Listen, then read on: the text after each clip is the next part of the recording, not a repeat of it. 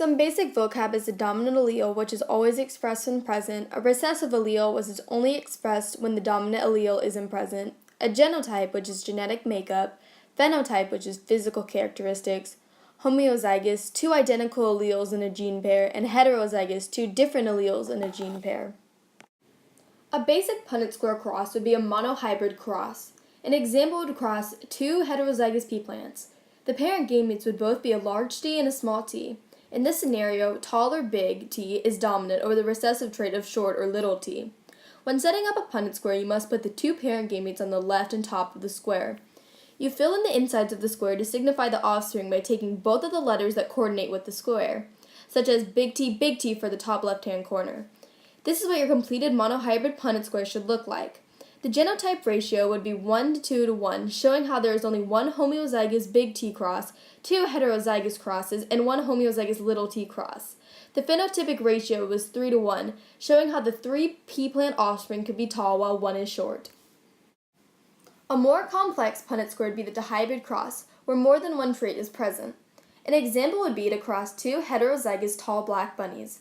Tall is dominant over short, and black is dominant over white. The parent gametes would both be big T, big B, little b. To know where the parent gametes would be placed, you would have to FOIL the letters to get the combinations as shown here.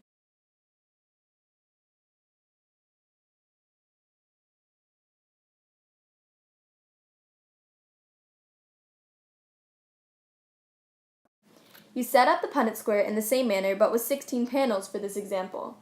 The combinations will go on the left and top of the Punnett square. You will fill in the squares with the offspring combinations with the letters that coordinate with the square, such as big T, big B for the top left-hand corner.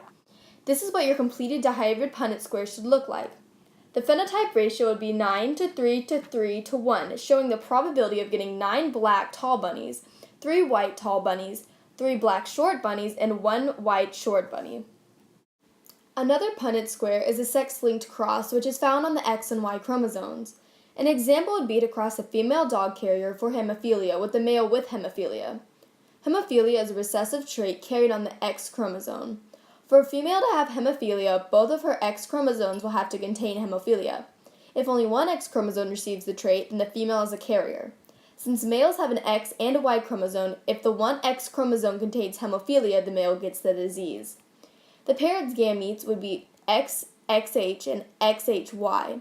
Using the same setup, the parent gametes would go on the left and top of the Punnett squares. You fill the insides of the square to signify the offspring by taking both letters that coordinate with the square, such as XHX on the top left-hand corner. This is the completed sex-linked Punnett square. The genotype ratio is 1 to 1 to 1 to 1, signifying 1 XHX, 1 XHXH, 1 XY, and 1 XHY combination. The phenotype ratio is 1 to 1 to 1 to 1, signifying 1 female dog carrier, 1 female dog with hemophilia, 1 normal male dog, and 1 male dog with hemophilia. Yet another Punnett square is a codominant cross where two traits can be expressed at the same time. An example is cross two heterozygous black and white cows. The parent gametes are both B and W. The parent gametes go on the top and left of the Punnett square. You fill the insides of the square to signify the offspring by taking both letters that coordinate with the square, such as BB in the top left-hand corner. This is what the completed codominant Punnett square should look like. The genotype is 1 to 2 to 1, showing 1 homozygous BB, 2 heterozygous BW, and 1 homozygous WW. The phenotype ratio is also 1 to 2 to 1, showing the 1 black cow, 2 black cows with a white stripe that has both traits present in 1 white cow. Lastly is an incomplete dominant Punnett square, where it makes a third phenotype, like a mix. An example is cross two heterozygous flowers. The tall gene is incompletely dominant over the short gene. The parents' gametes would both be big T, little t. You put the parents' gametes on the left and top of the Punnett squares and fill in the insides of the square to signify the offspring by taking both letters that coordinate with the square, such as big T in the top left-hand corner. This is what your incomplete dominant Punnett square should look like. The genotype ratio is 1 to 2 to 1, showing the 1 homozygous big T cross, 2 heterozygous crosses, and the 1 homozygous little t cross. The phenotype ratio is 1 to 2 to 1. 1 tall flower, 2 mixtures of tall and short making a medium flower, and 1 short flower.